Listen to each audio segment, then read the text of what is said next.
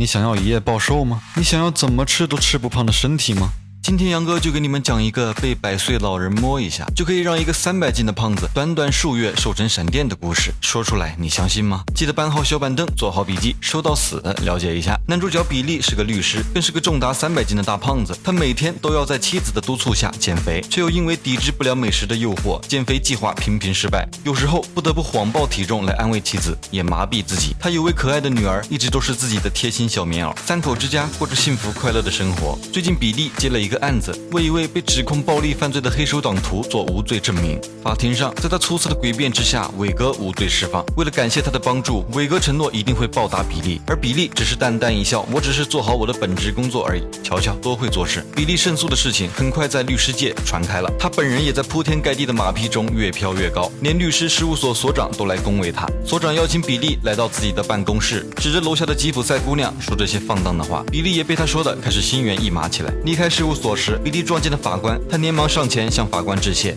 法官却告诉他这都是小事，倒是马路对面的吉普赛人更让自己感到厌恶。吉普赛人每次出现都会带来疾病、犯罪和肮脏，这次到来镇上不知道要搞出什么名堂。然而比利还沉浸在胜诉的喜悦中，并没有将法官的话听进心里。就在他开车打算离开的时候，吉普赛的姑娘隔着马路对着比利搔首弄姿，还从胸口拿出一枚硬币。比利被他的举动撩得心痒痒，话锋一转，吉普赛姑娘突然对着比利竖起了中指，还吐了口痰，转身潇洒离开。比利愣在原地，看来事务所里说的话被他听见了。奇怪，隔得那么远，他是怎么听到的？晚上俱乐部开派对，食欲大振的比利却早早的被妻子玛丽拿走了。路上，比利向玛丽抱怨没让自己吃个痛快。玛丽为了降低比利的食欲，控制饮食，于是就在车上开了车。比利沉醉其中，一不留神撞死了过路的吉普赛老太太。法庭的审讯很快传了下来，比利利用自己在法庭的关系，联合法官、警长帮自己做伪证，成功洗脱罪名。迈着轻松的步伐，比利走出法院。吉普赛酋长却突然出现，他叫住比利，用手轻轻抚过比利的脸颊，说了句变瘦吧，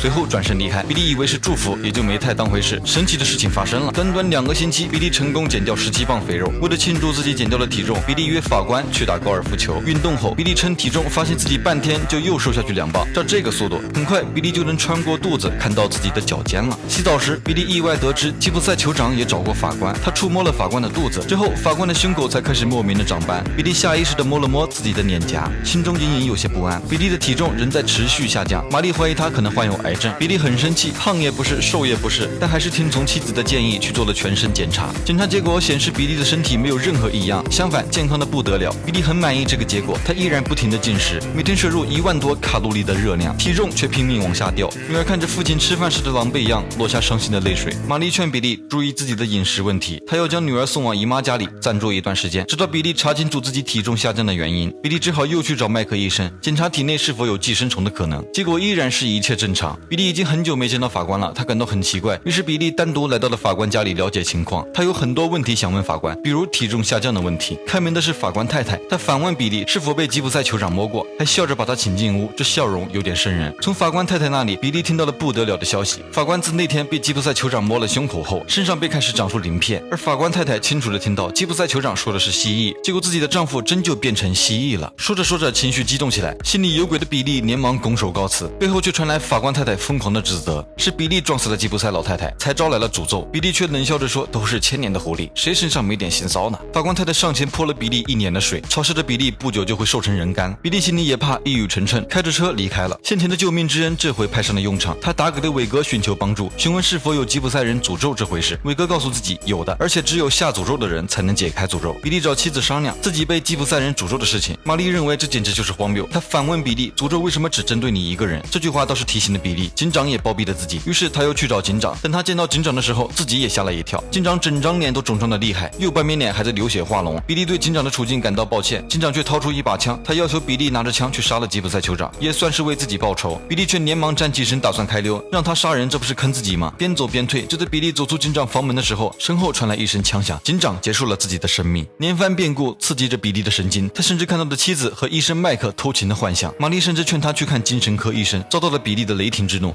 他的眼神阴鸷，神情透露出的狠毒，吓坏了玛丽。第二天处理警长案发现场的时候，麦克医生拉住了比利，劝说比利不要放弃治疗。比利却是阴阳怪气地问医生：“看来我老婆和你说了不少悄悄话。”这一切仿佛坐实了玛丽与麦克偷情的事实。比利还看到妻子和医生手拉手，小声的嘀咕，不知道又在谋算着什么。他在心里暗恨妻子对自己的不忠。白日里，比利四处打探吉普赛人的消息，从线人那里得知自己撞死的是吉普赛酋长的高龄女儿。酋长膝下还有一个孙女，比利也见过，就是那个对他竖中指的女孩。有了方向，找起来也会轻松许多。晚上回到家，就看到麦克医生又坐在自己家中，啥也不多说了，这顶绿帽怕是摘不掉了。医生也是的，做客拜访也太勤快了点。比利假意答应麦克会回到诊所接受治疗。玛丽很高兴，但凑近比利却发现他的眼神泛着冷光。比利留下了一封信，不告而别，他要去找吉普赛酋长解除诅咒，还告诫玛丽，如果和麦克有私情，趁此机会做个了断，自己还是会原谅他的。比利来到临时营地，发现吉普赛人已经离开了，他四下打探，找到了吉普赛人的行踪。摩天轮下，比利见到了吉普赛酋长，却被酋长讥笑，过不了多久就会受削致死。吉普赛女孩拿出一个干瘪的木头人偶扔向了比利，之后拿着弹弓追着比利跑出了马戏团。比利逃窜的时候，在门口撞见了已经退化成蜥蜴模样的法官，上了法官的车，两人夺路狂奔，在一座吊桥上撞见了迎面驶来的大卡车。吉普赛酋长正坐在驾驶座上发狂地笑着，后面还有一位白发老人开着车撞过来。听见砰的一声，比利从噩梦中惊醒，出了一身冷汗。他连忙接通了法官家的电话，却被告知法官已经被瓦斯车撞死。自己的梦境成真，比利心乱如麻。在一家酒吧，比利意外得知吉普赛酋长20年前曾在一家马戏团工作，这也正吻合了自己所做的梦。马戏团长告诉了比利吉普赛酋长的去向，还提醒比利小心吉普赛人，他会把你生吞活剥的。比利打电话回家，女儿接了电话，听到女儿的声音，比利觉得生活又充满了希望。没聊两句就被玛丽接了过去，开口就提到麦克医生。比利大骂贱人，挂断了电话。比利独自一人来到了吉普赛人的驻扎地，先是见到了吉普赛女孩，他冲着女孩撩开上衣，露出自己骨瘦如柴的身体，却遭到吉普赛女孩一顿羞辱。比利不死心，找吉普赛酋长讲理，请求解除诅咒，也遭到了拒绝。走投无路的比利跪了下来，请求饶过自己，人死不能复生，建议节哀顺变。没想到却引来了酋长更深的厌恶，酋长加深了诅咒，比利会比以往瘦得更快，他离死不远了。最后的尊严也被践踏，比利也变得疯狂，他也学着诅咒吉普赛人，虚张声势的样子惹得众人一阵嘲笑。可嘲笑声越大，比利神色就越狠厉，他提高音量，加重了自己的威胁。吉普赛人也被他说得浑身发毛。就在比利举起手认真威胁的时候，被吉普赛女孩用弹弓打穿了手心。比利也学着吉普赛酋长的样子做了个诅咒的仪式，之后忍着伤痛离开。就在比利无助的时候，伟哥及时出现，声称要帮他摆平眼前的困局。伟哥还带来了一个坏消息，比利的妻子联合医生发出了缺席监禁，只要比利被找到，就可以无理由送往精神病院。一想到两人有苟且，比利就气得肝疼，他发誓一定要报复自己的妻子。晚上，伟哥带着毒药毒死了吉普赛人的狗，还留下纸条威胁着解咒，还买通了一个小伙给自己传递消息。第二天，传递消息的白人小伙就遇害了，他被汪去了双眼，死相极惨。